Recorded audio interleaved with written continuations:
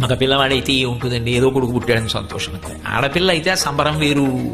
ఆ గజ్జల పట్టాలు చేయించి చిన్నప్పటి నుంచి అది నడుస్తుంటే ఆ గజ్జలు గల్లు గల్లు అంటుంటే మరి ఆ పరమేశ్వరుడు ఎలా పెడతాడో తెలియదు.